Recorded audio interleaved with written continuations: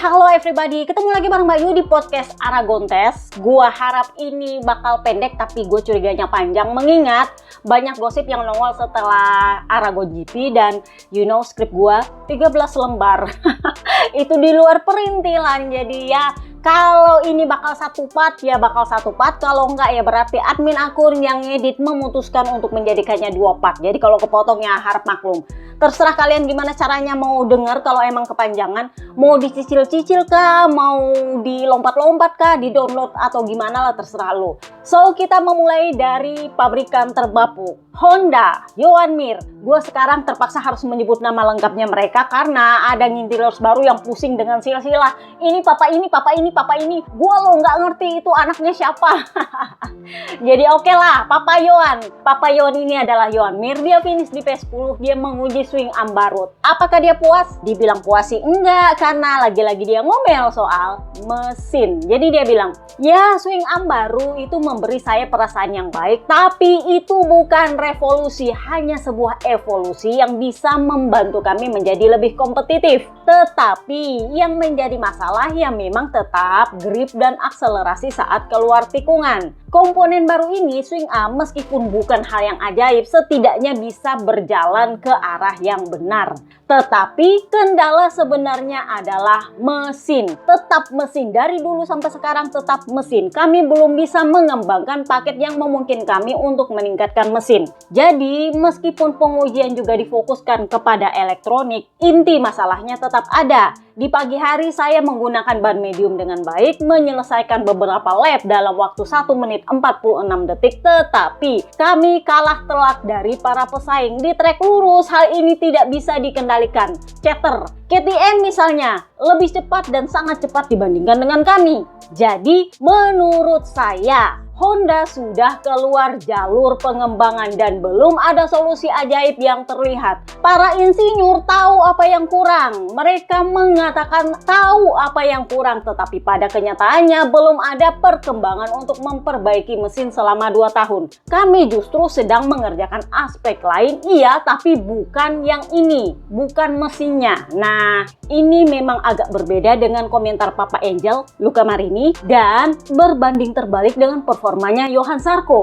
Johan Zarco pernah menang dan dia lumayan kompetitif. Masalahnya adalah karena Johan Mir nggak kompetitif sendirian di sana, dialah yang sibuk mengkritik Honda. Even Luca Marini yang setelah tahun lalu dia sibuk gimana caranya ngembangin ini mesin, tahun ini bisa lebih membaik dan dia tetap bilang bahwa ini sudah berjalan ke arah yang benar. Yang bilang ini berkembang ke arah yang salah terus-menerus itu siapa? Ya Johan Mir. Makanya gue bilang wajar kalau Honda empet sama dia. Udah lu jarang finish, udah lu berisik soal mesin, udah gitu lu bilang lagi pengembangan salah. Kita kerja keras di sini, buktinya Zarco bisa menang.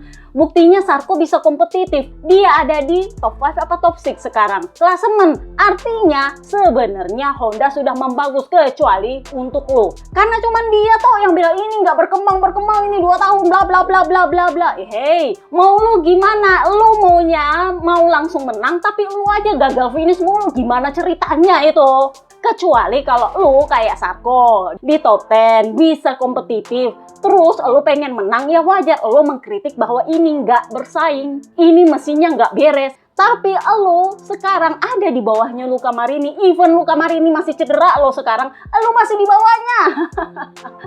Ditambah lagi dengan Zarco kan udah menang kemarin. Jadi akan sulit untuk bilang bahwa ini pengembangan ke arah yang salah. Tapi ya begitulah, dia selalu punya bahan untuk bluffing. Seolah-olah dia adalah rider pengembang yang baik. Tapi kenyataannya pengembangannya dia justru ke arah yang salah. Dan ujungnya terlihat ketika dia crash.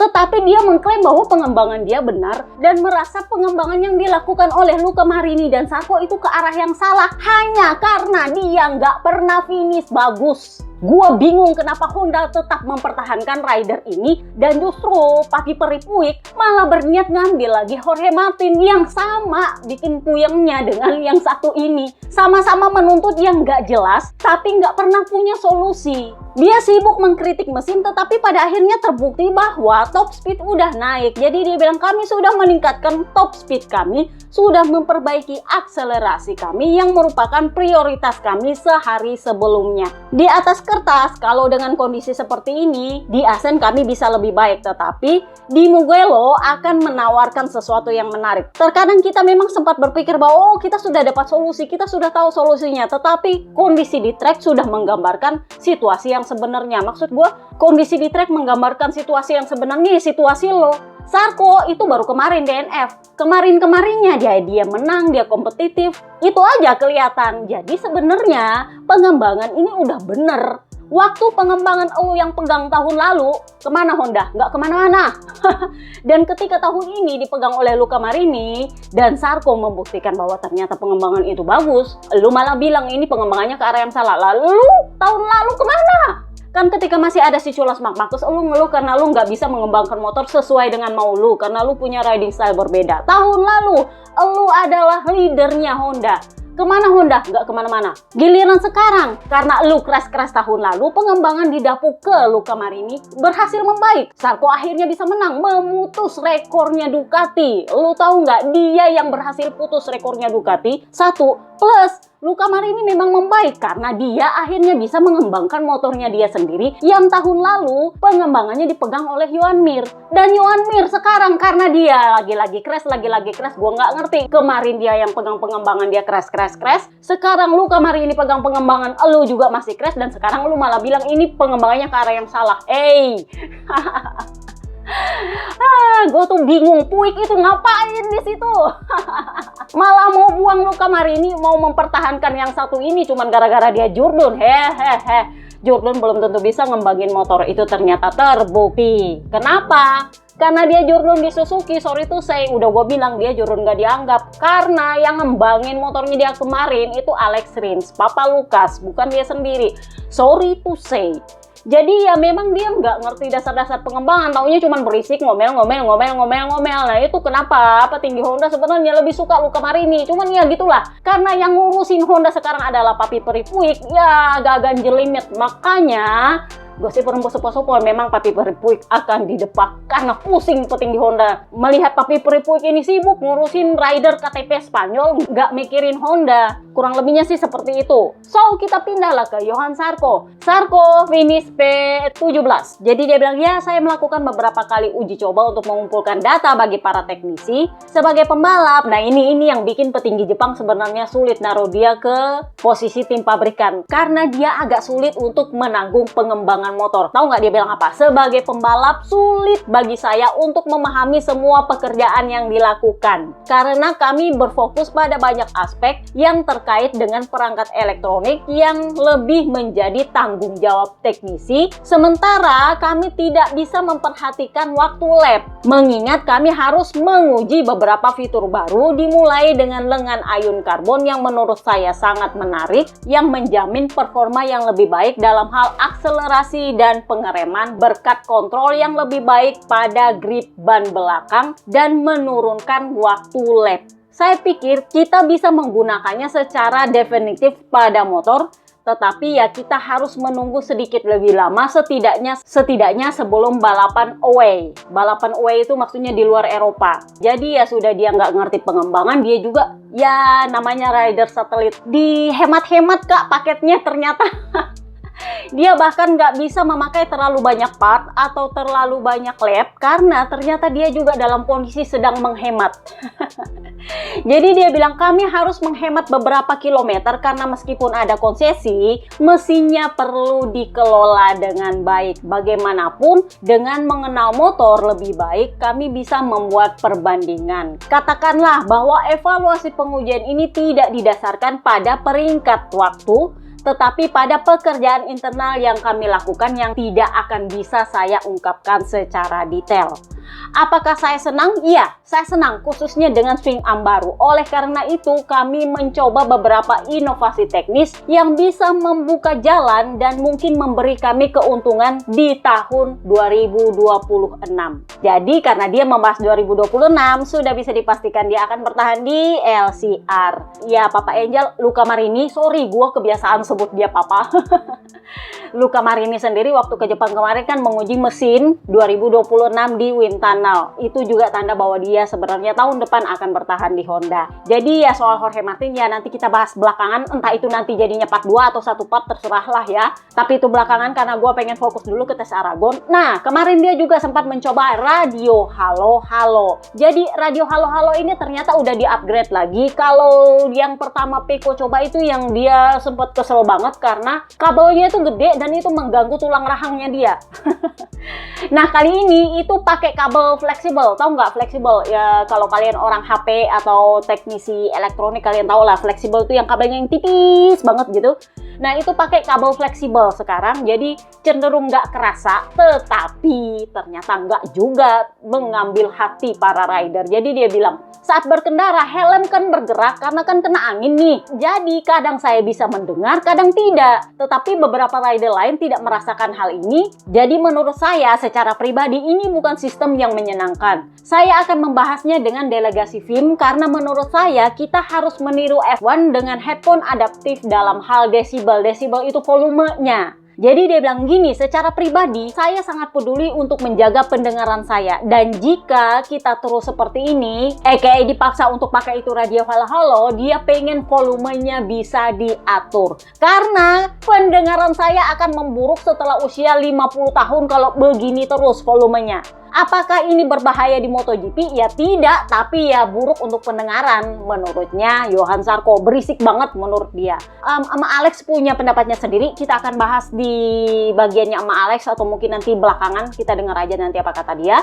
Nah, terakhir Somkia Chantra, dia paling terakhir. Dia finish di posisi 22. Di belakangnya Manu Gonzalez, Kak, yang baru pertama kali nyicip RSGP 25 loh. Jadi kalian ngerti lah, ada rider yang memang dipaksa untuk masuk ke MotoGP pakai cara legend, dan gua harap semoga Mario Aji nggak dipaksa seperti itu karena aduh beneran malu-maluin loh. Dia finish di P22 di belakangnya Manu Gonzalez dengan selisih 0,1 detik di belakangnya Manu Gonzalez. Manu Gonzalez sendiri justru cuma ketinggalan 0,052 detik dari Lorenzo Savadori. Jadi menurut gua catatan waktunya Manu Gonzalez nggak seburuk itu, mengingat dia hampir sama dengan Lorenzo Savadori. Tapi fakta bahwa Somkia Chantra ketinggalan 0,1 detik itu agak aduh gimana ya. So, dia punya interview ternyata di jam makan siang setelah sesi pertama. Jadi dia bilang, ya kami masih punya waktu sore hari nanti.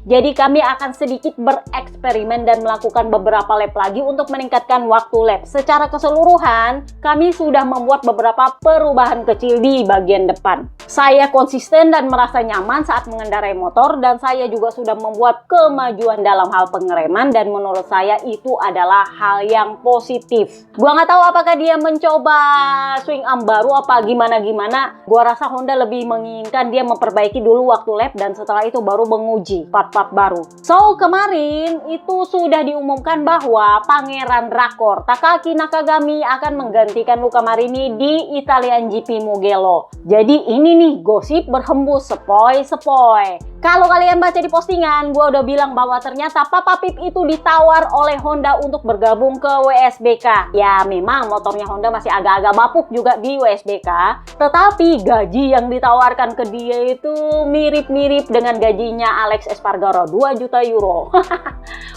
Plus, jangan lupa, dia akan diberikan manajer bestinya dia sendiri. Siapa? Cal Crutchlow, Papa Willow, yang juga adalah test rider Yamaha. Jadi Cal Crutchlow ini, gue lebih suka sebut dia Papa Willow karena nama dia itu agak-agak jelimet buat lidah gue, Cal Crutchlow. Papa Willow ini sebenarnya memang test ridernya Yamaha sejak zamannya rider pensiun artis Lorenzo Di Depak gara-gara dia ngegabut sepanjang COVID kan ya. Dia lumayan bagus sebenarnya, tetapi kemarin dia itu punya masalah dengan lengannya dan itu membuat dia agak kurang waktu di track, mengingat komplikasi apa gimana gue lupa. Pokoknya kondisinya seperti itu. Itulah yang menyebabkan Kaisar Dovizioso akhirnya sekarang menjadi test rider. Ya bukan juga test rider tetap sih, karena dia nggak ada kontrak, nggak diharuskan dia menguji, tetapi itu yang membuat Kaisar Dovizioso menjadi test rider tambahan bersama dengan Fernandez. Otomatis Papa Willow sepanjang tahun ini agak kurang berada di track dan Honda gosipnya menawarkan dia untuk menjadi manajer di tim WSBK Honda bersama dengan Papa Pip Jack Miller. Jadi Jack Miller itu ditawari gini, lu pindah ke WSBK, memang motor kami nggak terlalu bagus, tapi lu bisa mengembangkan karena mereka tahu Papa Pip ini adalah rider pengembang yang bagus. Yamaha sekarang sudah mulai membaik, itu ada campur tangannya dia, itu pengakuannya Yamaha dan Gino Borsoi. Jadi ya memang bergabungnya Toprak itu membuat Jack Miller secara otomatis terdesak karena dia sendiri yang habis kontraknya di Yamaha. Jadi ya Honda wajar dong memberikan penawaran, ini kan rider habis kontrak. Beda cerita kalau rider masih ada kontrak, itu nggak bisa ditawarkan. Tapi ini kan rider habis kontrak nih. Miller, lu mau nggak pindah ke sini? Lu bantu ngembangin motornya kita, dan lu akan ditemani oleh bestie lu, Carl Crutchlow, yang akan menjadi manajer tim. Kita akan kasih lu gaji minimal jutaan euro, minimal 1 juta euro maksudnya, tapi gosipnya itu 2 juta euro. Dengan kontrak 3 tahun, kalau nggak salah 3 tahun dia ditawari. Jadi ini sebenarnya cukup menarik. Apakah Jack Miller mau atau enggak? Di sisi lain ternyata ada lagi gosip lain di Yamaha. Nah, kita bahas nanti belakangan ya. Kita bahas dulu tesnya. Nah, Takaki Nakagami akhirnya setelah kita ngalor ngidul, itu akan menggantikan Luca Marini di Mugello. Luca Marini apa kabar? Ternyata dia sudah kembali ke Italia, kakak. Maaf ABR, doamu nggak dikabulkan sama Tuhan, mungkin karena jelek ya. Ya, karena kan kemarin didoakan supaya dia pensiun dini lah, dia nggak diperpanjang lah, dia nggak ada guna lah di Honda, bla bla bla bla bla bla. Jangan salah, dia udah balik ke Italia meskipun ya dia sedikit nggak nyaman duduknya katanya, tapi toh dia berhasil. Jadi Papa Angel ternyata punya wawancara, dia bilang ya situasinya saat ini masih sulit, saya masih merasakan sakit di beberapa bagian. Ini adalah guncangan terburuk sepanjang karir saya karena ini pertama kalinya dia crash yang amat sangat hebat.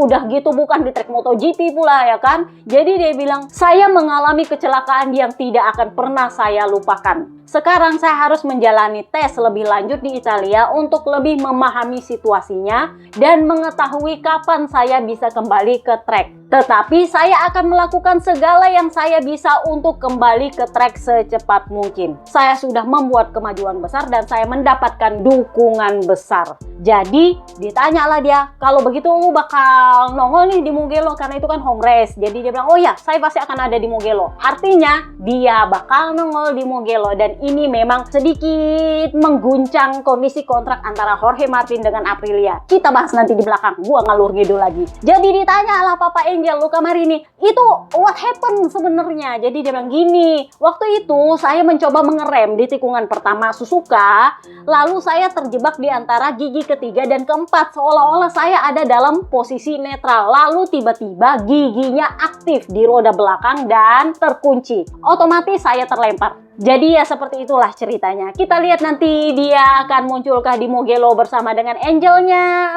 Gua kangen banget sama Angel satu itu. Kita pindahlah ke Yamaha. Yamaha yang menguji V4 di tes private Barcelona. Ini kalau kita bahas lagi makin panjang kak.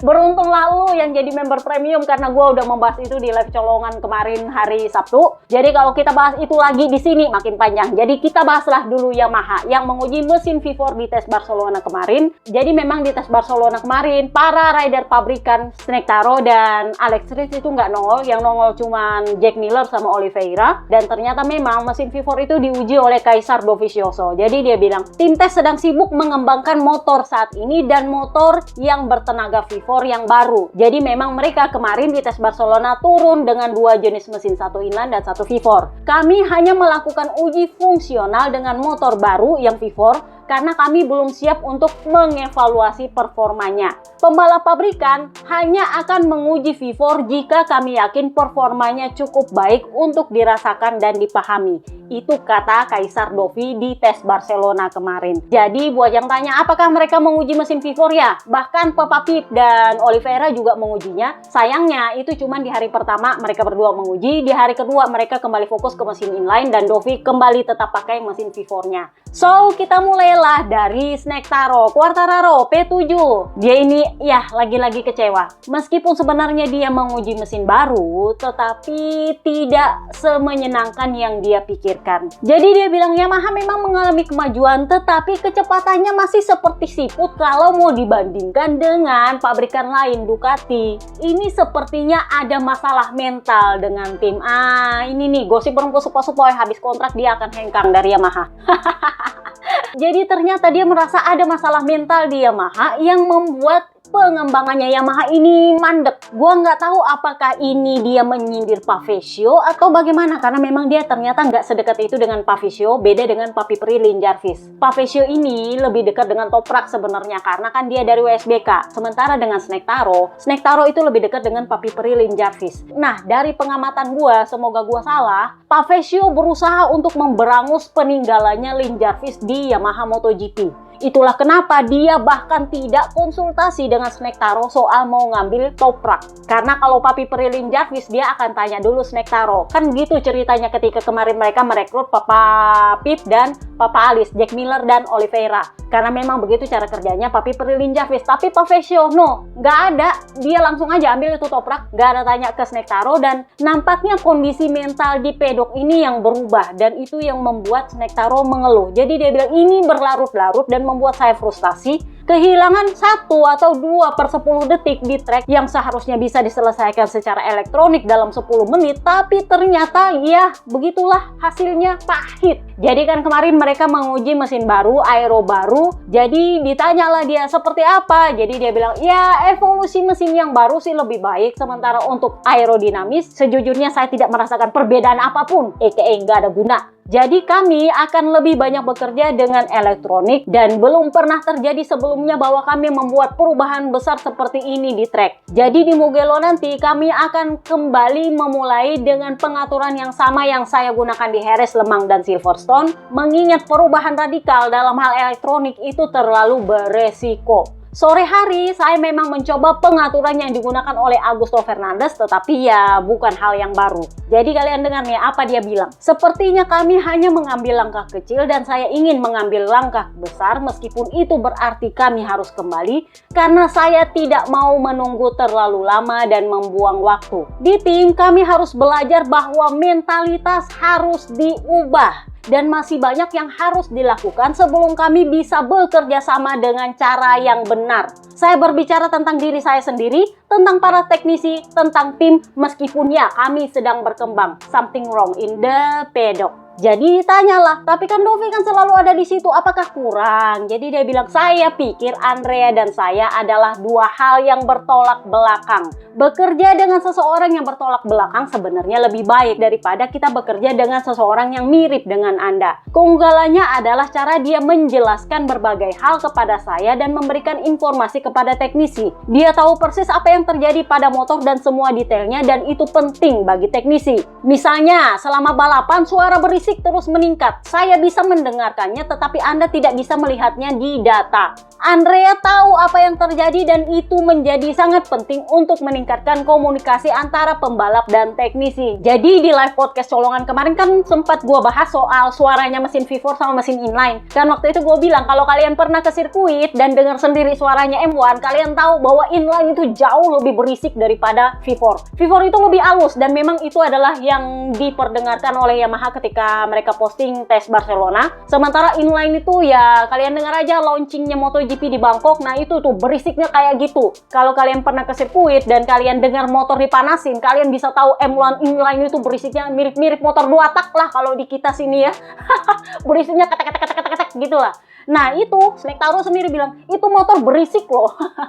Cuman karena itu cuman sependengaran, nggak kelihatan di data kan kita agak susah ngomongnya ke teknisi. Jadi Dovi yang ngomong. Gua nggak tahu apakah ada krisis kepercayaan antara Snack Taro dengan para teknisinya apa gimana. Yang jelas kondisi bahwa Pavesio menggantikan Papi Perilin Jarvis ini nampaknya cukup merubah suasana di pedok entah bagaimana. Meskipun tampaknya M1 sudah membaik, tetapi ya entah karena ada kesalahan apa gimana. Karena kan kemarin udah gue bilang right height device ambrol itu murni kesalahan teknisi, bukan cuman gara-gara dia apes doang, enggak. Ambrol itu berarti ada baut yang nggak dipasang dengan benar, makanya dia ambrol. Itu salah siapa? Teknisi. Jadi ditanya Snack Taro, apakah lu ada niat gitu untuk menjadikan Dovizioso sebagai rider tetap? Jadi dia bilang, menurut saya balapan akan sedikit membosankan untuk dia, sambil ketawa.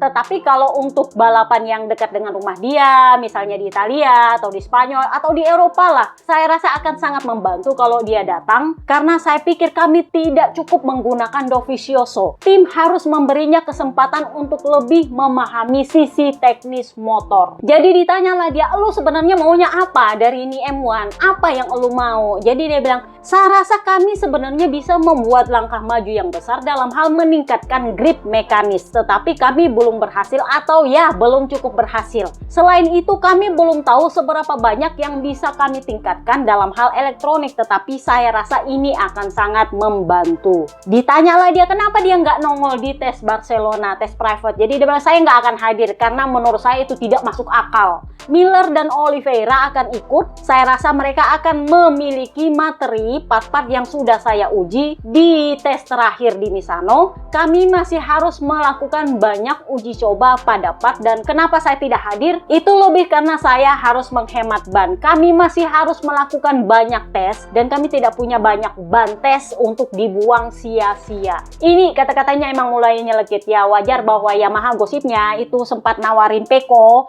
kapan lu bisa hengkang gitu. Mereka bahkan bersiap untuk mendepak Alex Rins loh demi Pecco kalau memang dia mau hengkang tahun depan. Pecco kan bilang, oh nggak bisa. Lu udah tahu bahwa gua nggak akan pernah meninggalkan kontrak gua sama Ducati. Jadi kalau lu mau nawarin gua ya tunggu kontrak gua selesai. Aprilia gosipnya juga nawarin Pecco soalnya. Jadi ya Pecco, pokoknya kalau lu tertarik sama gua, kita baru akan berbicara kalau kontrak gua udah selesai. Ini tahun depan gua masih ada kontrak, jangan ngarep gua berpikir untuk pindah.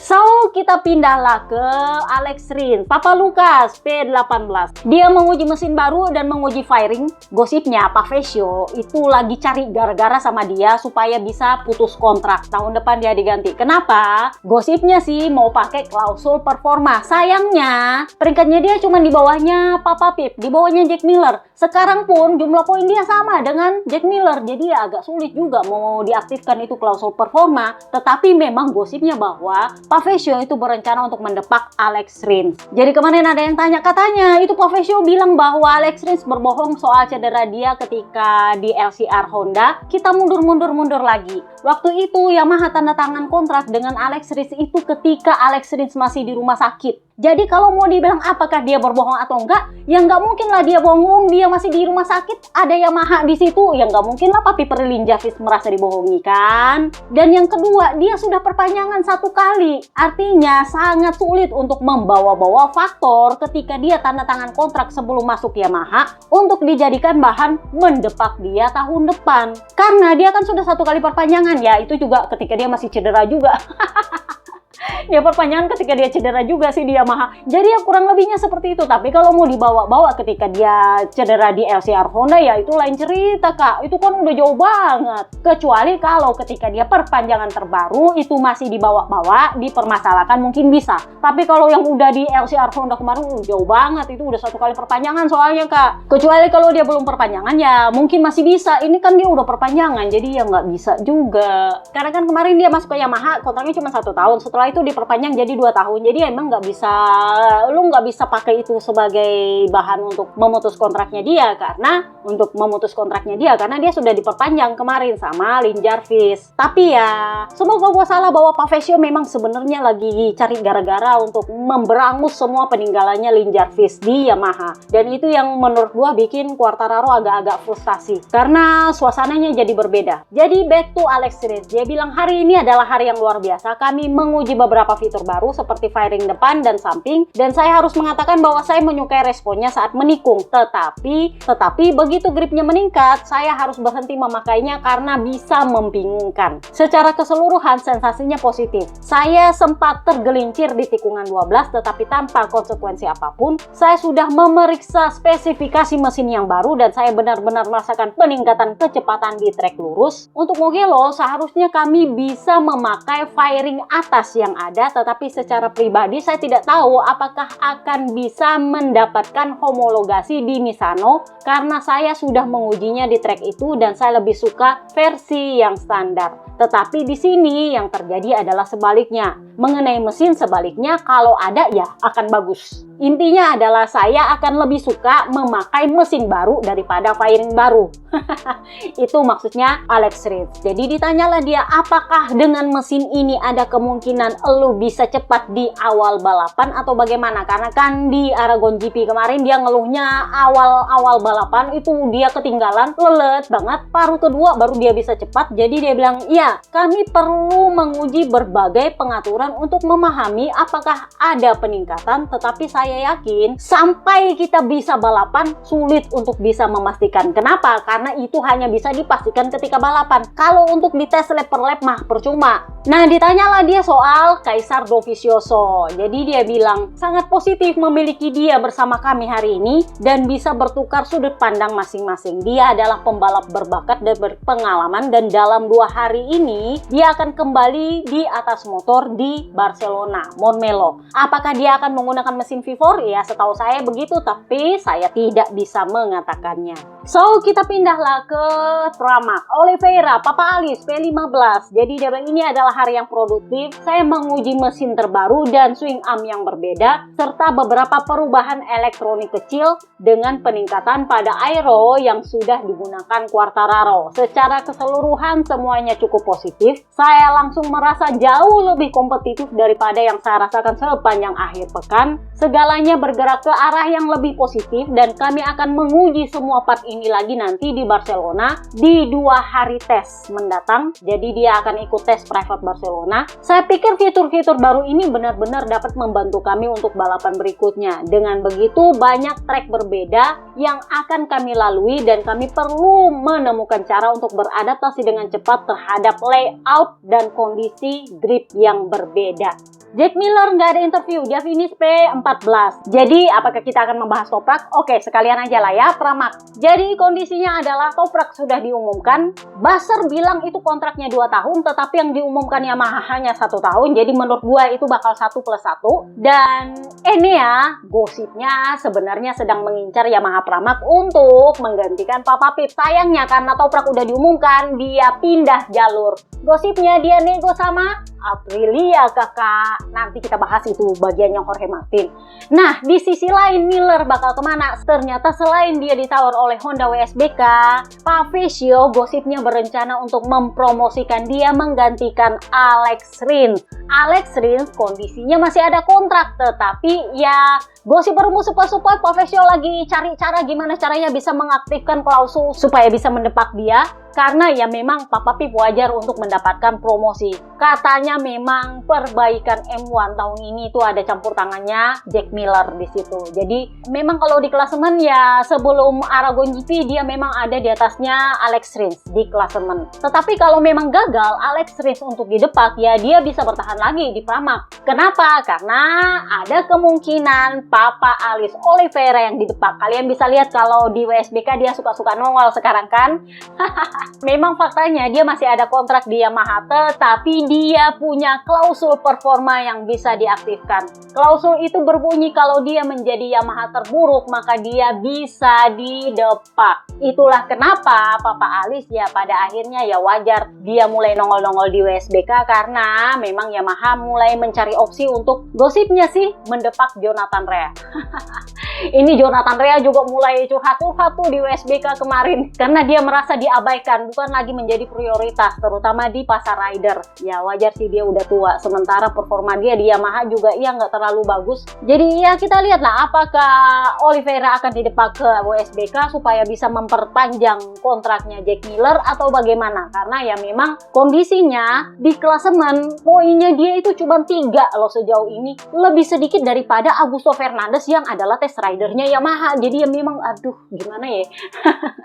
Mau dibilang alasan adaptasi tapi ya nggak segitu juga. Augusto Fernandes loh test rider, dia juga mau dibilang adaptasi ya iya kan, karena kan dia juga sama-sama baru didepak dari KTM ya kan jadi test rider. Test rider juga sama-sama adaptasi, malah dia jarang-jarang kan pakai M1 balapan, tapi ya dia punya poin lebih banyak dari Oliveira, ya memang agak susah.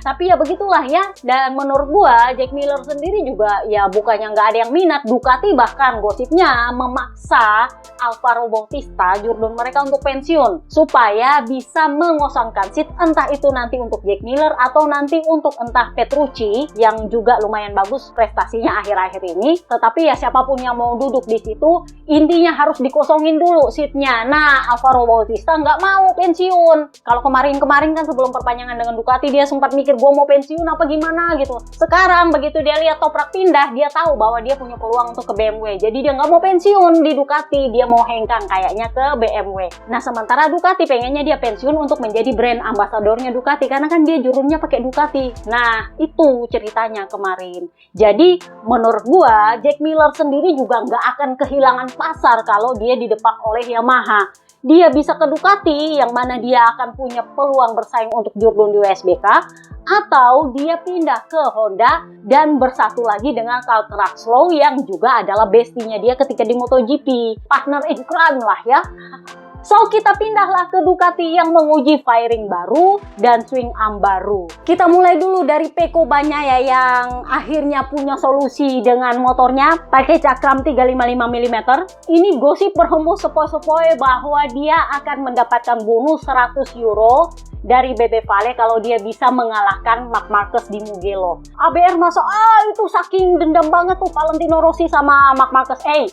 Lu tahu nggak 100 euro itu berapa? 1 juta lebih. 100 euro menurut lu emang banyak di sini. Kalau di Eropa 100 euro itu cuma 1 kali bir berempat, lu duduk di bar, bir 1 kali bir tek 4 orang, itu 100 euro kak.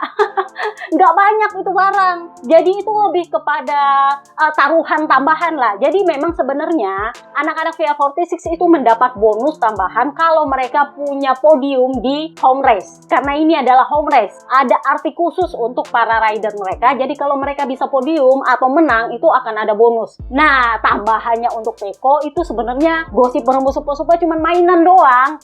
Lu bisa nggak kalahin dia di Mugello? Kalau lu bisa gue tambahin lah 100 euro. 100 euro doang itu kalau bahasanya 1000 euro atau 100.000 euro ya itu baru luar biasa. Cuma 100 euro mah itu harga satu paspor kalau lu pakai pengurusan 1 hari. Kenapa gue tahu? Karena gue ngurus.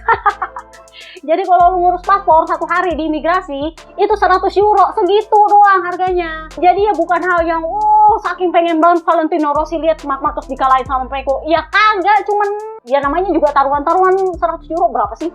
Cuman minum bir, dia panggil Marco Bez, Luca Marini, Morbidelli minum-minum di bar, selesai habis. Eropa loh biaya hidupnya tinggi banget.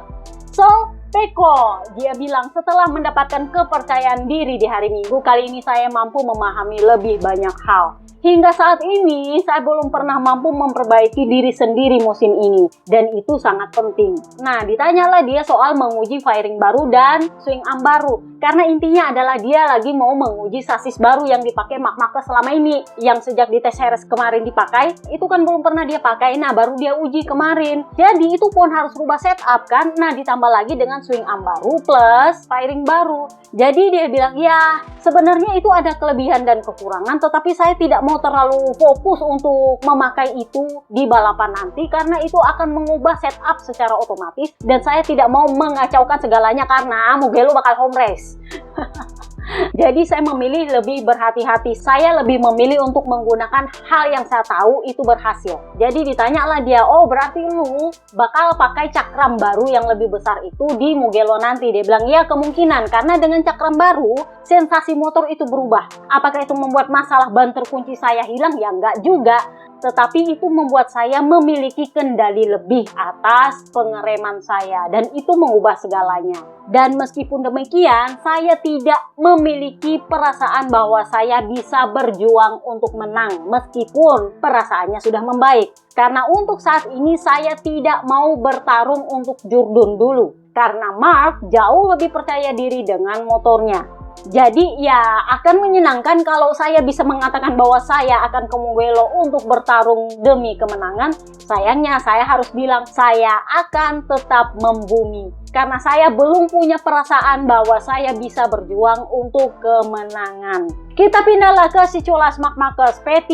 Ini setelah dia mendominasi balapan Aragon, ABR berkata, apanya Ducati dalam krisis? Ducati bisa mendominasi kok di Aragon. Lihat aja Marc Marquez, semua sesi dia sapu bersih. Tetapi ketika di tes Aragon, ternyata Papa Nina yang memimpin tes, disusul oleh Beth. Mari kita berpikir bahwa mungkin dia menguji hal lain, tapi ini menurut gua agak-agak di luar dia punya karakter. Biasanya dia adalah karakter yang gak mau kalah, dan itu selalu terjadi setiap tes. Mulai dari tes pramusim di Buriram kemarin, ya kan? Dia ini orang yang gak mau kalah dalam catatan lap, terutama karena dia habis mendominasi di balapan Aragon. Tiba di tes Aragon, dia justru berakhir di P3, di bawahnya Marco Bes. Sebenarnya cukup menarik untuk gua, apakah memang dia nggak mau ngeyel dengan catatan waktunya, atau memang something happen di Ducati, yang mungkin karena dia lebih fokus sama pengujian, jadi ya agak-agak nggak fokus sama catatan lap. Tapi menurut gua itu adalah cara berpikirnya Pecco, bukan cara berpikirnya dia sih. Tumben-tumben gitu loh. Jadi dia bilang, kami fokus pada aerodinamika karena jadwal berikutnya adalah Misano dan akan sudah terlambat untuk melakukan homologasi paket baru. Sensasinya positif meskipun dengan versi standar, waktu lapnya sama dan diperlukan beberapa pengerjaan dalam hal balance. Setelah mencoba berbagai kombinasi, sekarang kami harus memilih yang mana yang terbaik. Apakah lebih baik ketika mengujinya sendirian atau ketika di slipstream? Itu akan membuat banyak perbedaan, tetapi melakukan lap sendirian memungkinkan Anda melakukan setup dengan lebih tepat karena berada di belakang orang lain di slipstream, bahkan mesinnya pun akan berperilaku berbeda dan downforce-nya akan lebih sedikit. Nah, ditanyalah dia perkara soal manuvernya Pecco Bagnaia yang memakai cakram 355 mm. Jadi dia bilang, secara pribadi saya tidak melihat apakah ada perbedaan dengan mengganti cakram. Satu-satunya hal yang mempengaruhi kalau mengganti cakram itu adalah suhu dan bobot yang sedikit lebih besar. Dengan cakram 355, Anda memiliki respon yang lebih sedikit saat pengereman, tetapi lebih bertenaga di ujung trek lurus. Tetapi di sini Anda hanya bisa memanfaatkannya secara maksimal di tikungan 1 dan 16 karena di tikungan lain Anda tidak pernah memerlukan rem seperti itu. Nah, ditanyalah dia soal pengujian ban depan. Jadi dia bilang, saya tidak menguji ban baru karena Ducati tidak meminta dan saya juga ya kalau di jadwalnya ada ya ada, kalau nggak ya nggak. Dan mengingat saya punya daftar pekerjaan yang banyak dan punya banyak jumlah lap yang harus dilakukan, itu memang agak sulit untuk menguji ban baru. Tetapi dengan ban baru pagi ini, saya mencatat waktu 1 menit 45 detik. Nah, tepat ketika gue berpikir apakah kita akan mendengar breaking news tengah musim, tiba ada Giorno yang nanya soal lengannya dia. Jadi dia bilang, kondisi fisik saya memang sudah membaik 100%, tetapi saya selalu berhubungan dengan dokter yang mengoperasi saya. Saya memang belum melakukan pemeriksaan apapun akhir-akhir ini, meskipun dengar ini terkadang saya merasa sakit, tapi itu normal setelah 4 kali operasi. Para dokter itu hadir di Jerez dan di sini juga di Aragon kemarin. Awalnya mereka bahkan tidak tahu apa-apa tentang sepeda motor dan sekarang dia menjadi penggemar. Dia bahkan datang untuk menonton 2 edisi terakhir di Jerez dan dia sangat bersenang-senang di sana. Nah, ditanyalah dia soal mesin Desmo GP24 dan Desmo GP25-1 yang ketahuan ternyata emang berbeda. Lagi-lagi dia bilang sama, bahkan dia bilang apa? Motornya sama persis.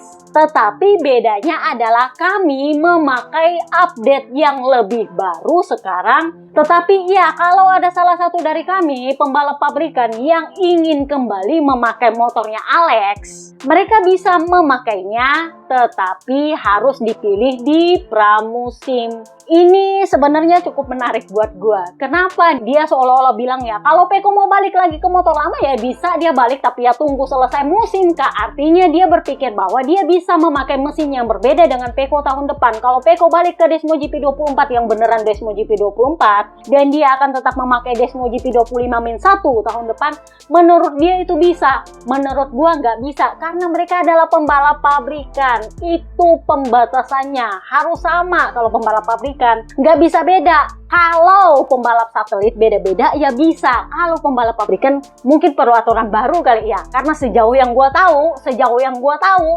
aturannya itu harus sama, mesinnya sama-sama, nggak bisa beda. Tapi yang bola ya, kalau dia udah bersabda biasanya kan you know lah. Masalahnya adalah Liberty Media akan resmi diumumkan mengakuisisi Dorna setelah mendapatkan izin dari Komisi Anti Monopoli Eropa, dan kita lihat apakah ini memungkinkan atau enggak. Apakah dia punya sabda bisa jadi aturan baru atau bagaimana? Karena bahkan tahun depan kalau Toprak sudah ada, gue sendiri nggak yakin apakah dia akan tetap memegang ori atau enggak. Karena masuknya Toprak, sorry to say, kalau menurut gue adalah tanda bahwa Liberty Media sudah nggak tertarik dengan Marc Marquez. Tanda bahwa Marc Marquez ternyata nggak bisa membawa duit sebanyak yang diinginkan Liberty Media. Itulah kenapa Toprak bisa diizinkan masuk ke MotoGP.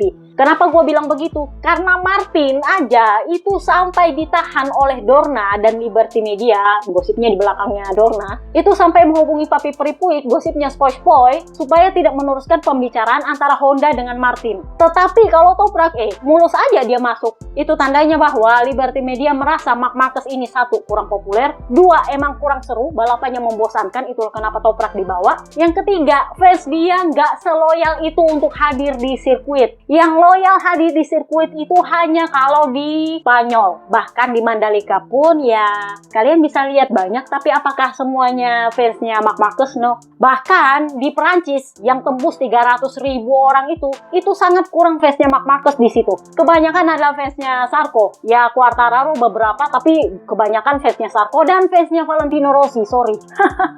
Jadi cukup menarik alasan kenapa Toprak diboyong ke MotoGP, dan tahun 2027 rencananya Bulega yang akan diboyong. Entah nanti dia akan menggantikan siapa di Ducati. VR46 sudah pasti akan menampung dia kalau dia memang mau hengkang. Yang jadi pertanyaan adalah siapa yang akan didepak.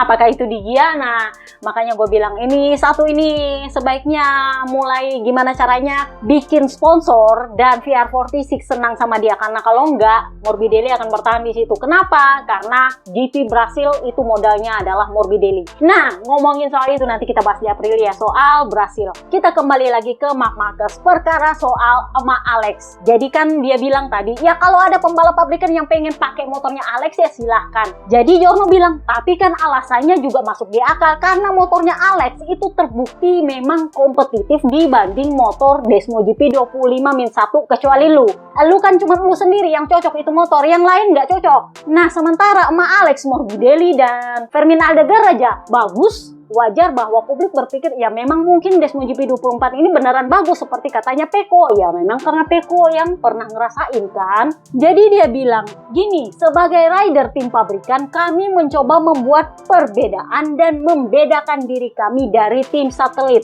Jadi misalnya ketika hari Minggu kami balapan dengan motor yang sama dengan milik Alex, dia selalu mengklaim bahwa motornya itu sama dengan punya adiknya. Kami harus menyempurnakan beberapa part baru dan fitur baru. Meskipun begitu, dia adalah saudara saya, dia adalah adik saya, dan saya mendoakan yang terbaik untuknya. Selebihnya itu urusan Ducati. Ducati yang akan memutuskan apakah dia akan dapat part baru seperti saya mendapatkan part baru, karena dia mengklaim motornya sama. Karena motornya sama, maka dia sebagai pembalap pabrikan berhak mendapat part baru, sementara adiknya nggak dapat part baru. Karena diklaim motornya sama persis. Sementara Peko bilang, oh no, mesinnya beda. Ya, Papi Tardosi juga bilang mesinnya beda sih sebenarnya. Tapi menurutnya mereka itu dasarnya tetap Desmo GP24. Itulah kenapa para rider Desmo GP24 kemarin di tes Aragon nggak dapat apa-apa lagi. Jadi ya udahlah ya. Kita bahaslah Alex Marquez yang diomongin sama kakaknya. Dia finish P8. Jadi dia itu mengakhiri tes Aragon lebih cepat. Jadi dia kami mengakhiri tes karena udah nggak ada lagi yang mau diuji. Karena dia nggak dapat part baru kan, jadi ya apalagi cuman menguji elektronik, menguji setup ya wes. Jadi dia bilang kami mencoba menguji beberapa hal dengan garpu dan shock untuk menemukan solusi atas masalah-masalah kami. Jadi setting garpu dan shocknya yang diubah, tapi bukan ganti garpu dan shock ya.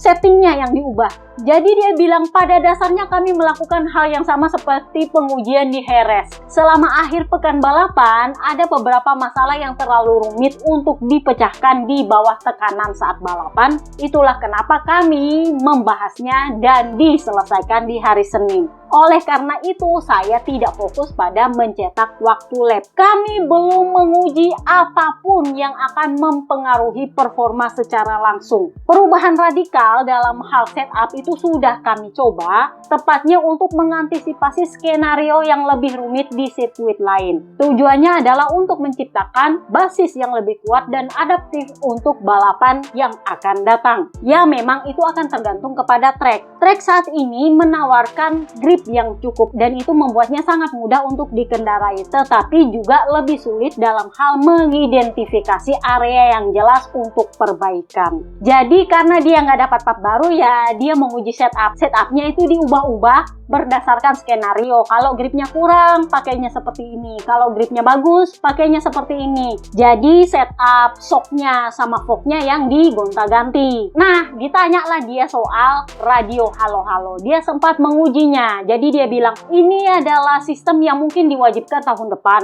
Saya memang mengujinya untuk pertama kali karena ini nggak pernah dia uji sebelum-sebelumnya karena di akhir musim lalu kayaknya Peko yang menguji. Jadi dia bilang iya ini pertama kalinya saya mengujinya, tetapi ini bukan seperti menguji sistemnya itu sendiri tapi lebih ke pengujian speaker. Jadi lu menguji apakah lu bisa dengar atau enggak orang halo-halo di sebelah sana. Jadi dia bilang bagi saya itu lebih kepada suara bising yang konstan yang saya nggak tahu dia ngomong apa.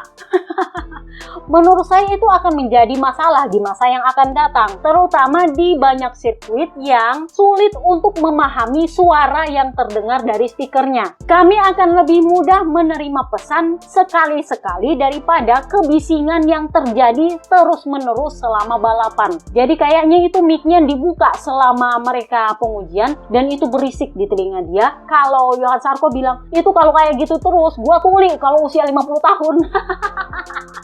Udah suaranya berisik, keras, nggak jelas apa yang didengar. Ya memang itu sengaja dilakukan seperti itu karena nggak kedengaran kalau motornya lagi ngegas. Kalau nggak salah tahun lalu Snack Taro kan bilang gitu, kalau lagi ngerem ya kedengaran, tapi kan itu mengganggu fokus. Nah sementara ketika di trek lurus itu nggak kedengaran karena kami lagi full gas. Nah dinaikinlah volumenya, desibelnya. Ya memang kedengaran di trek lurus, tapi pas ngerem itu berisiknya minta ampun. Rider juga nggak suka kak. Nah di GP Aragon kemarin kan Raja Ducati, Pecco Bagnaia itu sempat bilang bahwa alangkah baiknya kalau para rider yang balapan pakai Desmo GP 24 sekarang itu diminta untuk mencoba Desmo GP 25-1 dan setelah itu kalian bisa minta feedbacknya dia apa bedanya. Saking dia tahu perbedaannya ini dua motor. Nah ditanyalah ke Emak Alex karena kan Pecco bilang akan lebih baik kalau itu adalah Alex Marquez karena dia bagus di atas Desmo GP 24. Jadi dia bisa tahu sensasi terbaiknya Desmo GP 24 dan membandingkannya dengan Desmo GP tahun ini. Jadi Alex Marquez ditanyalah soal itu. Jadi dia bilang, ya pendekatan kolektif yang ditujukan untuk meningkatkan feedback kepada mesin yang sedang dikembangkan saat ini sebenarnya memang itu penting untuk dilakukan. Tetapi ya kami toh sekarang menyelesaikan tesnya lebih awal karena kami tidak punya hal lain yang untuk diuji. Artinya ya mungkin itu cuman perkataan sambil lalunya Pecco. Maksudnya dia adalah Pecco minta, tapi kalau Ducati nggak kasih ya percuma juga. Toh kalau mau dibilang kami nggak ada waktu untuk menguji, kami menyelesaikan tes lebih awal. Jadi kalau mau dibilang nggak ada waktu ya kami nganggur. Tapi ya faktanya nggak dikasih juga ya udah lah. Part baru aja nggak dikasih, apalagi mesin baru coba.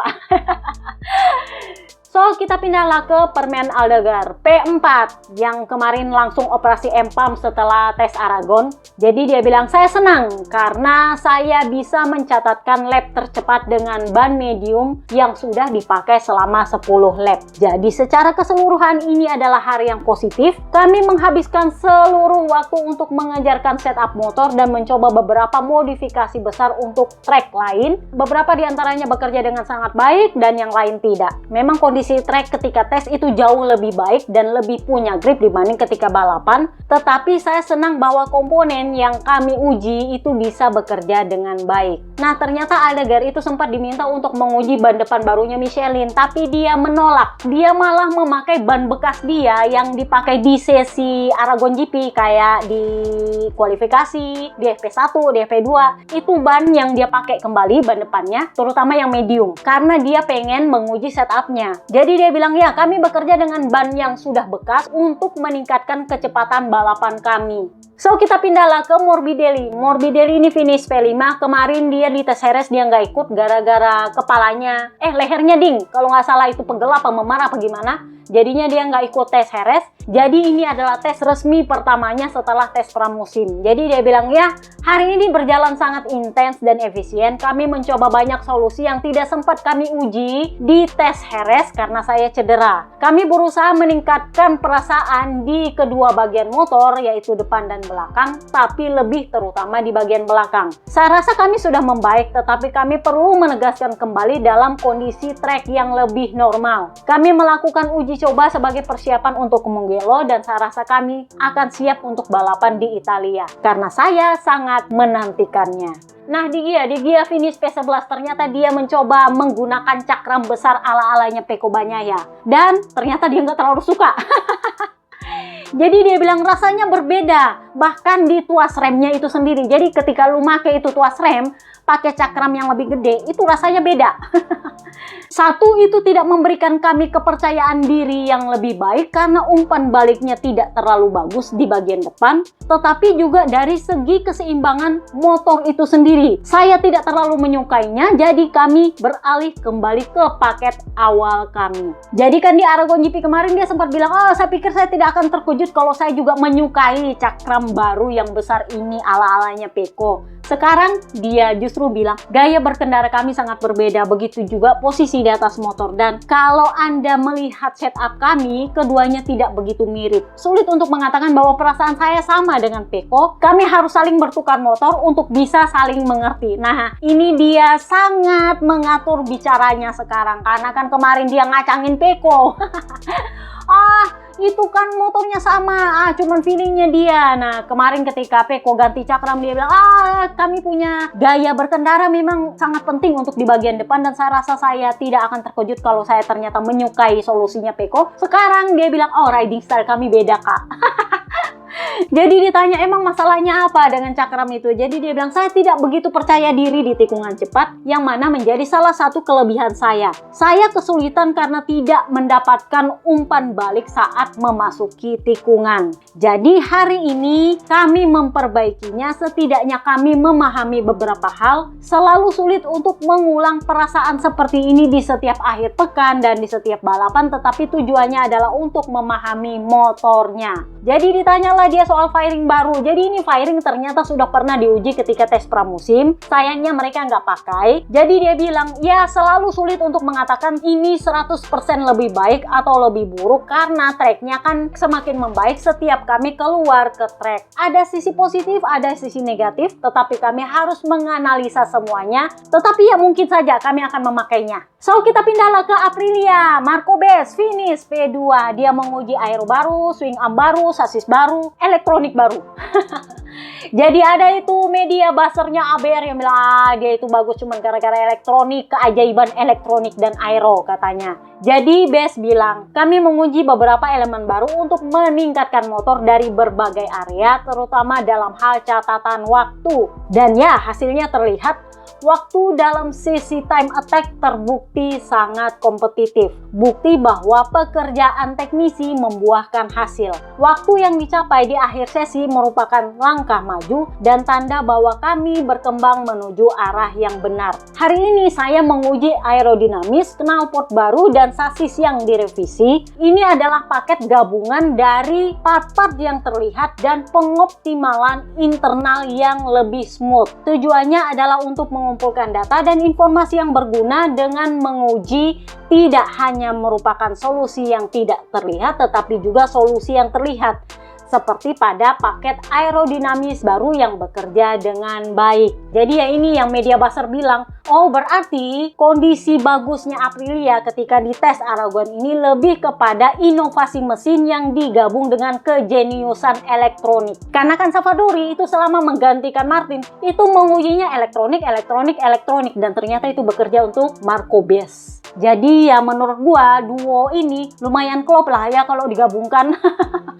Nggak ada interview soal Raul Fernandez tetapi Manu Gonzalez. Manu Gonzalez ini finish di P21 di atasnya Chantra, Somkia Chantra. Dia hanya selisih 0,05 detik dari Lorenzo Savadori yang adalah test ridernya Aprilia. Cukup menarik, ternyata pemilihan dia itu nggak sesimpel bahwa dia memimpin kejuaraan Moto2. Ternyata dia bukanlah pilihan pertamanya Trackhouse untuk menguji RSGP 25. Lo tahu siapa yang sebenarnya diincar Trackhouse? Diogo Moreira, rider Brasil. Kan udah gue bilang tahun depan kan bakal balapan GP Brasil. Kalau misalnya Moreira bisa menguji RSGP 25, ada kemungkinan dia bisa naik, entah itu menggantikan Raul Fernandez atau menggantikan Martin, tetapi ada kemungkinan dia naik dan dia akan menjadi rider akamsinya Brasil selain Morbidelli. You know siapa yang menolak? Papi Peri Supo.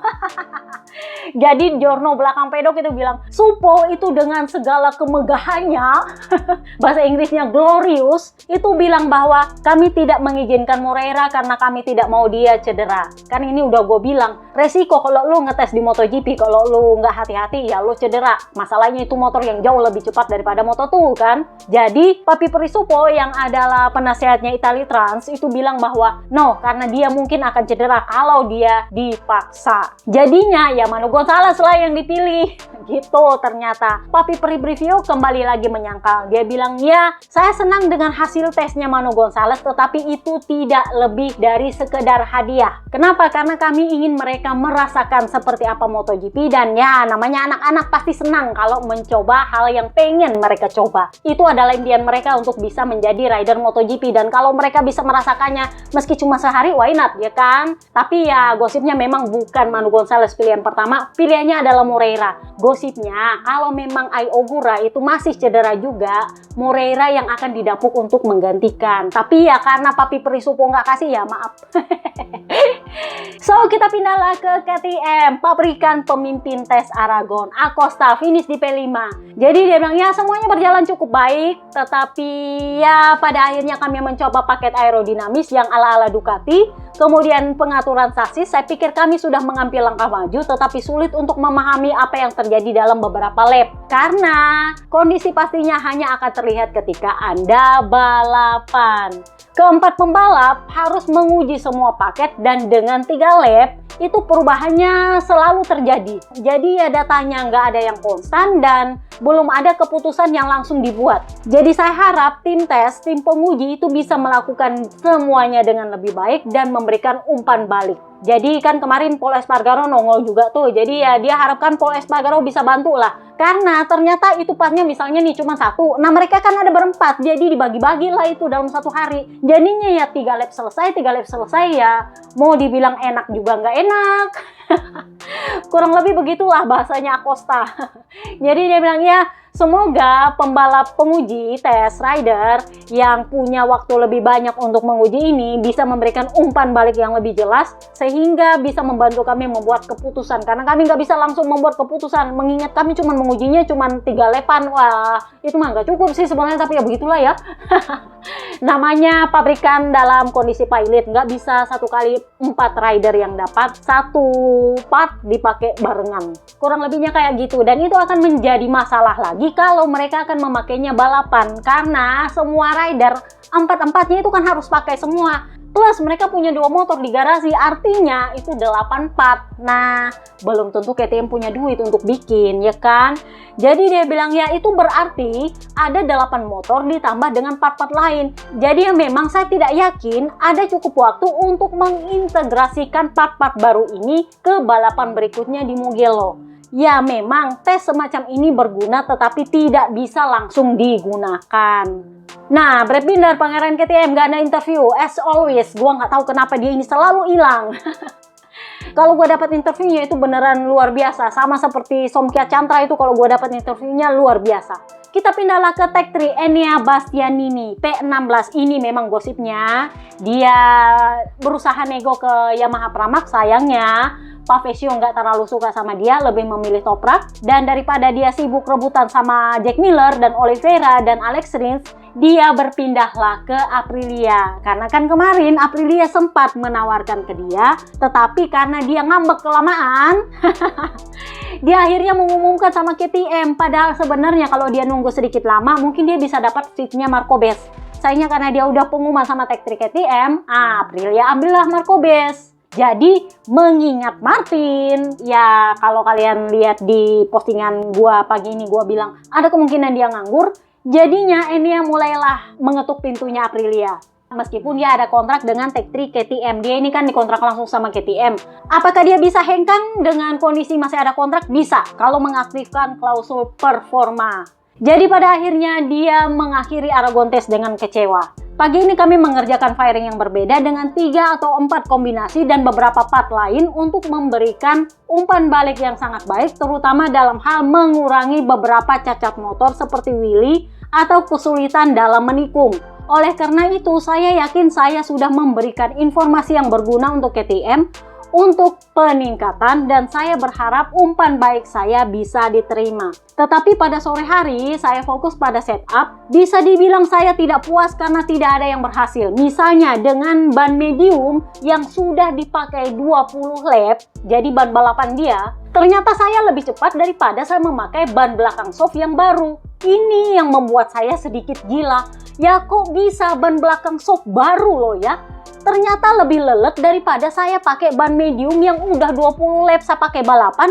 Ternyata saya lebih cepat pakai itu ban medium loh ini. Nah ini ban soft baru, lebih lelet, kan aneh. Saya sebenarnya ingin juga menguji dengan ban depan hard, tetapi saya cuma punya 1.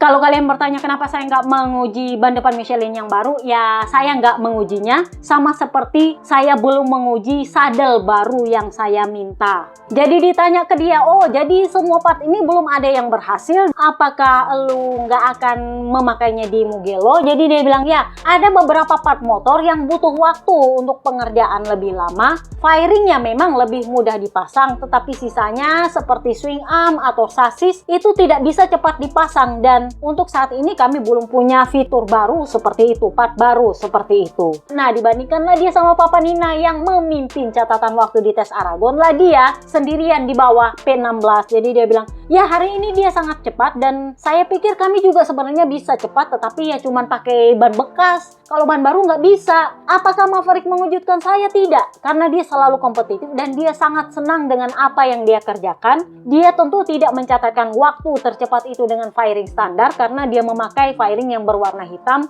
tetapi jelas dia merasa nyaman dengan RC16 ini, dan ketika saatnya dia memacu motor, dia bisa melakukannya. Bagi saya, hasil yang dia peroleh merupakan suntikan kepercayaan diri dan tanda tanya, karena itu berarti ada sesuatu yang saya lewatkan. Jadi karena dia bisa, mestinya gue juga bisa. Masalahnya yang salah apa? Ini kan sama dengan Pecco vs Marc Marquez. Pecco kan terus bertanya apa yang salah, tapi dia tahu salahnya apa, solusinya yang dia cari. Nah kalau ini ya dia nggak tahu yang salah apa. That's the problem is. Itu bedanya rider pengembang sama bukan pengembang. Kalian tahu bedanya. Jadi yang satu merasa gua bedanya apa, sementara yang satu bilang ya gua tahu bedanya apa, tetapi solusinya yang lagi dicari. Jadi Enea bilang secara keseluruhan saya berharap lebih pada tes ini. Pabrikan memang bekerja keras, tetapi apa yang mereka hadirkan di tes kali ini tidak sesuai dengan kebutuhan saya. Jadi kita lihatlah apa negosiasinya dengan Aprilia nanti. kita fokus dulu ke Papa Nina Vinales P1. Dia menguji aero baru dan mass damper baru. Jadi ini sepertinya berbeda dengan mass damper yang sempat dia uji di Texas dan dia pakai terus. Kali ini adalah mass damper baru. Jadi dia bilang, ya saya menguji semuanya tapi belum semuanya siap. Part-part baru lainnya sedang diuji. Mass damper baru yang dirancang untuk mengurangi vibrasi di RC16 itu belum memuaskan secara keseluruhan. Tetapi ya fitur ini bisa sangat berguna bagi kami, tetapi sejauh ini belum berfungsi seperti yang diharapkan. Kami harus terus mengujinya. Saya harap part baru ini bisa segera siap karena kami bisa mendapatkan keuntungan besar darinya. Nah, sementara untuk fairing baru, ini juga terinspirasi dari pendekatan teknis dengan Ducati. Ya, memang masih dalam tahap prototipe, tetapi prinsipnya adalah untuk menyerap getaran frekuensi tinggi yang menurunkan grip dan presisi ketika berkendara di atas motor. Di atas kertas ini adalah ide yang brilian dan di track bagi kami ya idenya tetap harus disempurnakan. Proyek ini memiliki potensi tetapi ya presentasi akhirnya masih perlu dilihat menurutnya Vinales. Nah, kita ngomonginlah soal radio. Ternyata test rider Aprilia Lorenzo Savadori itu sempat mengujinya. Jadi dia bilang, kali ini mereka memakai speaker yang suaranya sangat keras. Dan menurut saya itu lebih efisien. Masalahnya adalah ketika di trek lurus dan pada kecepatan tinggi, headset ini sedikit bergerak dan membuat Anda tidak bisa mendengar karena bantalannya, padnya itu sedikit bergerak ke atas atau ke bawah karena kan helm lu gerak-gerak tuh. Jadinya ya agak sulit untuk mendengar di trek lurus. Tetapi ya feelingnya ketika memakai itu lebih membaik. Udah enggak yang kayak Peko bilang tuh kabelnya kegedean bikin sakit. Kurang lebihnya kayak gitulah ya. Nah, Emak Alex sendiri kan udah bilang itu terlalu noise, berisik. Jadi dia bilang itu saking berisiknya tidak mudah untuk memahami apa yang mereka katakan. Tetapi ya memang penting untuk mengujinya. Saya sudah mengujinya dan hasilnya bagus ya, paling nggak kedengaran meskipun nggak tahu apa yang didengar gitu kan. Ya tahun depan sepertinya akan menjadi kewajiban untuk keselamatan. Awalnya memang saya mendengarkan apa yang mereka katakan, tetapi kemudian saya mempush dan ketika saya melakukan lap 1 menit 46 detik, saya sudah tidak mendengar lagi karena saya harus benar-benar fokus dan Anda sudah tidak bisa mendengarkannya. Nah, Marco Bes kan dia nggak menguji, tapi dia punya pendapatnya sendiri. Jadi dia bilang, gini, saya itu nggak terlalu suka ngomong ketika saya naik motor. Memang tidak mudah untuk mendengarkannya, tapi mungkin nanti akan terbiasa. Jadi ibaratnya bisa ala biasa. Jadi ya gunakan saja, mungkin dengan seiring waktu Anda merasa ini adalah hal yang normal. Papa Alice Oliveira itu punya pendapatnya sendiri. Jadi dia bilang, saya pikir ini adalah hal yang baik untuk bisa menawarkan sesuatu yang lebih kepada penonton. Mereka bisa mendengarkan orang-orang berbicara untuk hal yang tidak mereka lihat. Kurang lebihnya sih seperti itu. So, seperti janji gue membahas soal Martin. Jadi di live colongan kemarin gue membahas bahwa Martin itu gosip terbarunya berusaha mengubah kontrak dia dengan Aprilia dibandingkan yang sudah dia tanda tangan di Mugello. Jadi ini sempat mengundang pertanyaan gue, kenapa tiba-tiba dia meminta mengubah durasi kontrak dan meminta tambahan gaji. Jadi ternyata di Honda dia itu ditawari gaji hampir 2 kali lebih banyak dari Aprilia. Kalau nggak salah 8 juta euro, lebih banyak daripada Johan Mir punya gaji yang 6 juta euro ketika pertama kali bergabung. Plus dia akan dibayarkan penaltinya, plus kontraknya 3 tahun, plus nggak ada klausul performa, mengingat ini adalah motor bapuk. Jadi gosipnya dia minta naik gaji ke Aprilia 1, plus 2, kalau nggak dikasih dia minta dilepas akhir tahun dan pengumumannya minimal di musim gugur. Ini yang jadi pertanyaan gue, kenapa dia minta musim gugur? Karena ternyata dia kejar-kejaran sama Luca Marini punya penyembuhan. Papi Peripuik memang menjanjikan hal-hal seperti itu, tetapi dengan syarat dia harus menyelesaikan semuanya dengan Aprilia tanpa konsekuensi tambahan secara hukum sebelum musim gugur, karena musim gugur adalah paling lambat Honda mengumumkan siapa yang mengisi seatnya Luca Marini tahun depan. Nah, Luca Marini udah balik ke Italia. Dia memang sebenarnya bakal diperpanjang oleh petinggi Honda Jepang. Tetapi kan Papi Peripuik melihat celahnya. Kalau secara fisik Luca Marini tidak bisa balapan hingga akhir musim, ya ada alasan untuk tidak memperpanjang kontraknya, bener. Tetapi ya harus siap juga Jorge Martin di situ. Nah, masalahnya adalah apakah perubahan klausul ini disepakati oleh Aprilia? Well, yang pertama aja belum kelar-kelar perkara klausul performa ya apalagi minta rubah klausul, Kak. Dan gosip terbarunya kan udah gue bilang, Papi Peri Rivola ini bukan orang salah-salah. Dia adalah orang dalam tanda kutip mata-matanya Liberty Media di MotoGP. Jadi kesulitan yang dia alami ini jelas didengar oleh Liberty Media. Dan tentu saja Opa Espeleta yang ditelepon. Jadi gosip baru supaya Opa Espeleta mengintervensi Papi Peri Puig. Gak usah diterusin.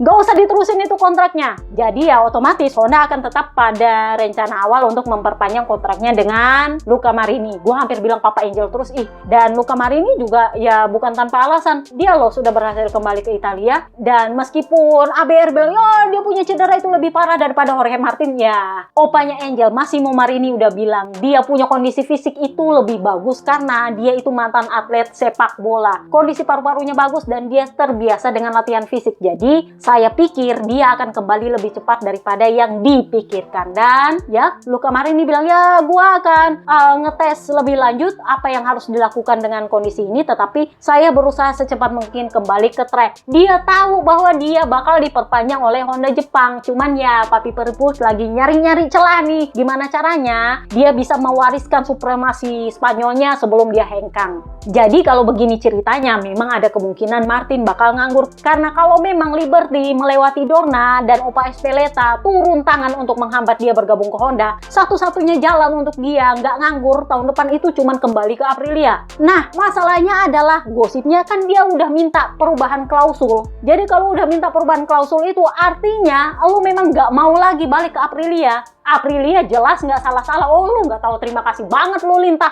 Lu udah gua pungut dari Ducati gara-gara lu ngambek sama Ducati nggak mau nunggu. Udah kayak gitu dikasih kontrak dalam waktu 24 jam. Gaji juga nggak salah-salah. Udah gitu kita masih tetap bayar lu meskipun lu belum pernah finish di balapan panjang pakai motor kami. Udah gitu lu dalam tanda kutip memfitnah soal performa, padahal best kemarin baru menang. Gua rasa wajar Aprilia punya dendam sih sama dia.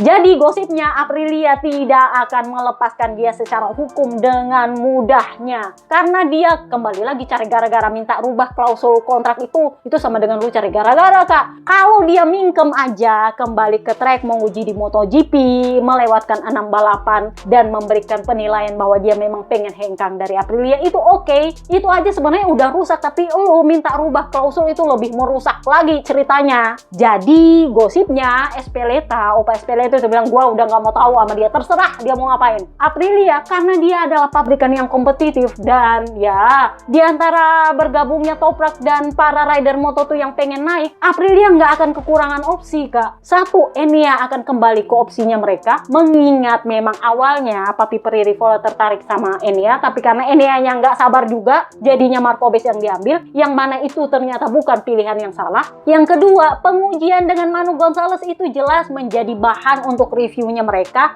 in case tahun depan Martin harus digantikan. Yang ketiga, Jack Dixon. Opsi ini ternyata disukai oleh Opa Espeleta. Why? Karena di British GP itu penontonnya kurang banget. Meskipun ya medianya adalah buzzer ABR, tetapi penontonnya itu ternyata sangat kurang dari fansnya Marquez. Jadi ya wajar ketika balapan di Silverstone, akunnya Silverstone malah memposting soal F1 di Monaco. Karena memang gosipnya fans di Inggris itu sebagian besar adalah Valentino Rossi punya fans, bukan Marc Marquez punya fans. Meskipun medianya adalah buzzernya ABR luar biasa, tetapi fansnya itu nggak terlalu peduli lagi sama MotoGP. Jadi kalau sampai Aprilia melirik Jack Dixon, jelas Dorna itu bakal hure-hure senang. Kenapa? Karena memang Inggris butuh rider akamsi di sana. Jadi kalau sampai dia naik, wah itu berterima kasih banget itu Liberty Media dan Dorna dan segala macam. Dan menurut gua Liberty Media akan mendukung.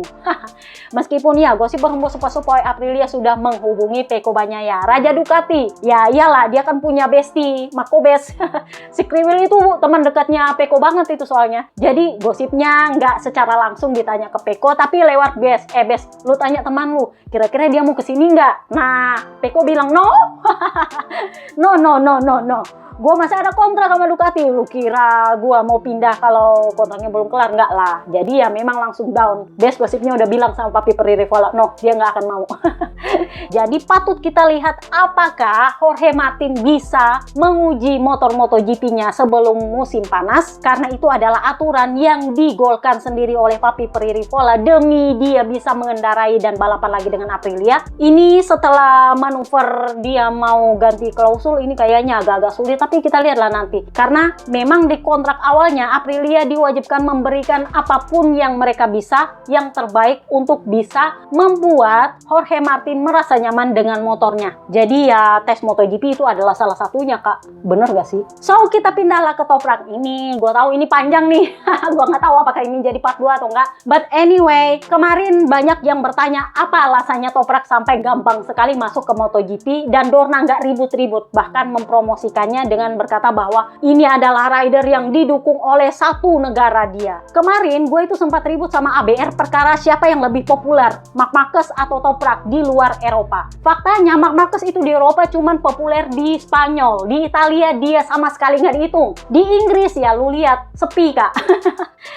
Di Perancis, oh itu terbukti sebagian besar adalah fansnya Sarko dan yang lain adalah fansnya Valentino Rossi. Jadi lu akan sulit mendapati fansnya Marc Marquez sebagian besar di sana, no. Sementara fansnya dia di luar Eropa itu cuman paling banyak di mana? Di Indonesia. Karena ya memang Indonesia ini adalah salah satu umat terbanyak. Dan ya dulunya sebelum Valentino Rossi pensiun, ini adalah fanbase terbesarnya Valentino Rossi di luar Eropa. Dan karena Valentino Rossi udah pensiun, jadi ini adalah fanbase-nya Marc Marquez di luar Eropa. Fanbase terbesar. Masalahnya adalah fanbase-nya Marc Marquez ini juga adalah fanbase-nya Toprak di WSBK. Kenapa? Karena Toprak itu melawan Ducati dan melawan Nicolo Bulega yang adalah anaknya Valentino Rossi. Jadi namanya juga ABR, asal bukan Rossi. Jadinya karena Topraknya melawan Bulega, ya mereka ngefansnya sama Toprak, asal bukan Rossi. Selain alasan itu, ya memang ada alasan mengenai sorry to say agama di situ, ada alasan budaya, dan Toprak adalah kebanggaannya Asia di balapan kelas dunia. Jadi ada itu ABR kayaknya dari Australia apa itu yang ngamuk-ngamuk ketika gue bilang di luar Eropa, terutama di Asia, Toprak itu lebih populer daripada Marc Marquez. Kenapa? Karena bahkan fansnya Marc Marquez itu ngefans sama Toprak. Yang bukan fansnya Marc Marquez tapi dia adalah Asia, terutama orang Turki dan orang Timur Tengah, itu ngefansnya ke Toprak. Kalaupun ada rider MotoGP yang mereka fans atau mereka tahu meskipun mereka bukan fans MotoGP, itu adalah Valentino Rossi. Jadi sorry to say, Valentino Rossi itu lebih populer daripada Marc Marquez di Asia. Itu kalian nggak bisa bantah ABR. Toprak itu punya image yang mirip-mirip Rossi. Dia satu menghibur, kedua dia bisa jurdun dengan motor bapuk. Ingat ketika Valentino Rossi pindah ke Yamaha yang adalah motor bapuk, dia berhasil bikin jurdun. Jadi itu yang membuat Toprak ini sangat dielu-elukan karena dia bisa jurdun dengan BMW yang bapuk di WSBK. Kalian bisa lihat bahkan sekarang pun ya rider BMW lain entah kemana, dia sendiri di depan sana. Jadi ya kalau mau dibilang apakah BMW pengembangannya ala Toprak, ya itu kan motor jalanan, Kak, nggak ada pengembangan. Motornya standar semua. Jadi ya logikanya ya wajar bahwa fans Asia itu lebih mengenal Toprak, menganggap Toprak itu mirip-mirip Valentino Rossi dalam hal karakter. Dan ini yang gue tahu nggak bisa diterima oleh fansnya Marc Marquez, terutama yang non-Indonesia. Karena kalau fansnya Marc Marquez di Indonesia, mereka tahu alasannya mereka ngefans sama Toprak apa. Karena dia adalah antinya Rossi, punya anak di WSBK. Masalahnya adalah tahun depan dia akan berhadapan dengan sesembahannya mereka, Marc Marquez di Ducati, yang pakai motor terbaik di track. Dan sorry itu saya ABR, penyembah Marc Marquez itu toksik. Beda dengan penyembahnya Toprak yang radikal. Radikal bukan berarti toksik ya. Ya mungkin fansnya Toprak di Indonesia memang toksik karena mereka juga adalah fansnya Marc Marquez. Tetapi fansnya Toprak di luar Indonesia itu radikalnya luar biasa. Bukan toksik ya, radikal. Toksik itu elu memfitnah, elu menghina, elu membuli dan segala macam, itu toksik. Jadi orang punya pendapatnya sendiri, terus elu masuk ke situ, elu ngata-ngatain, lu bego-begoin, lu seranglah secara sosial media. Kalau Toprak punya penyembah, dia nongol sendiri di sirkuit. Jadi kapan elu memfitnah atau menghina Toprak sebagai Tuhan mereka dalam tanda kutip, itu langsung ditanya, lu hati-hati kalau keluar rumah. Kenapa? Karena dia punya penyembah itu radikal, lebih radikal daripada ABR yang toksiknya cuma di mulut doang, cuma di jari doang, cuma di sosial media doang. Mereka itu radikal sampai turun ke sirkuit, dan itu yang dicari Liberty Media. Kenapa? Karena mereka butuh penonton untuk hadir di sirkuit, dan penontonnya Toprak sudah pasti datang di sirkuit. Bukan cuma modal fitnah, buzzer di media sosial, no. Mereka turun langsung Kak ke sirkuit. Itu karena itu sama radikalnya dengan fansnya Valentino Rossi. Itu langsung turun ke track. Itu langsung turun ke sirkuit. Nontonnya di sirkuit, nggak ada ceritanya pakai media sosial, nyerang fanpage lain, no, nggak ada ceritanya mereka. Jadi itu yang diinginkan oleh Liberty Media dengan hadirnya Toprak. Nah, masalahnya adalah MotoGP terkenal dengan media buzzernya. Jadi ya memang Toprak itu punya Red Bull sebagai dia punya batu loncatan, dan Red Bull juga punya media buzzer. Tetapi apakah media buzzernya sebanyak ABR? Enggak. Kenapa? Karena Marc Marquez itu kan sudah lama di MotoGP, dia adalah brand ambassador berbagai merek, dan jangan tanya duitnya dia sekarang berapa, jauh lebih kaya dia daripada Toprak, sehingga dia punya media buzzer itu lebih banyak. Dan sayangnya, lihat aja Peko udah jadi korban berapa kali kan, kena fitnah lah, kena rumor lah, kena segala macam lah, kena serangan lah. Peko itu udah asam garam dengan media buzzernya ABR, bukan cuma ABR-nya ya, media buzzernya ABR bukan cuma dari Spanyol, dari negara lain juga yang adalah buzzernya ABR. Nah, sementara Toprak itu ya modalnya ya cuma media Red Bull, dan media Red Bull sorry itu saya cuma satu yang aktif di MotoGP setahu gua. Jadi ya cukup menarik untuk melihat kalau misalnya media buzzer ABR ini berani memfitnah Toprak, cukup menarik untuk melihat apa yang terjadi di sirkuit. Gua nggak bilang apa yang terjadi di media sosial ya, mungkin mereka akan senggol bacok juga, tetapi akan lebih menarik untuk melihat apa yang terjadi di sirkuit. Jadi ya memang kemarin ada Giorno yang gua juga, mungkin dia terkesannya menghina, menurut gua juga menghina sih. Mungkin dia maksudnya lain, tapi ya kalau kita mengartikannya secara harfiah itu menghina sih kalau menurut gua, dan itu membuat penyembahnya Toprak tersinggung luar biasa. Dan memang ada yang sempat bilang, lu kapan keluar rumah? Jadi ya dia merasa mendapat ancaman yang membahayakan hidup, dan dia mengeluh. Dan menurut gua seperti itulah radikalnya penyembah Toprak. Penyembah Toprak itu radikal, beda sama penyembahnya Marc Marquez yang cuma bisa sebatas toksik. Mereka ini radikal, dan Toprak itu bukan cuma terkenal di Asia, dia juga terkenal di Eropa Kak. Jadi menurut lo siapin kuaci lu untuk tahun depan, akan menarik apakah Marc Marquez masih menerima dia punya ori atau enggak. Karena keputusan untuk memasukkan Toprak ke MotoGP dan Bulega rencananya tahun 2027 menunjukkan bahwa Liberty Media nggak terlalu ngarap sama Marc Marquez. Udah nggak terlalu seru untuk mengandalkan dia, karena dia bahkan di Aragon kemarin bilang, ya kalau gua ada kesempatan untuk sendirinya kenapa enggak, lebih bagus kalau gua bisa mengendalikan balapan daripada gua sibuk battle dan mengambil resiko. Nah, sementara Liberty Media kan lagi mencari yang serunya gimana supaya bisa membuat para penonton ini hadir di sirkuit, bukan cuma nonton di kayak kita, kalau bukan nonton gratisan di TV ya nontonnya lewat streaming ilegal. Jadi kurang lebihnya kayak gitu. Oke, ini aja podcast kita. Gua nggak tahu apakah ini bakal jadi 1 part atau 2 part, terserah admin akunnya lah ya, karena dia yang edit. See you next time guys, bye bye.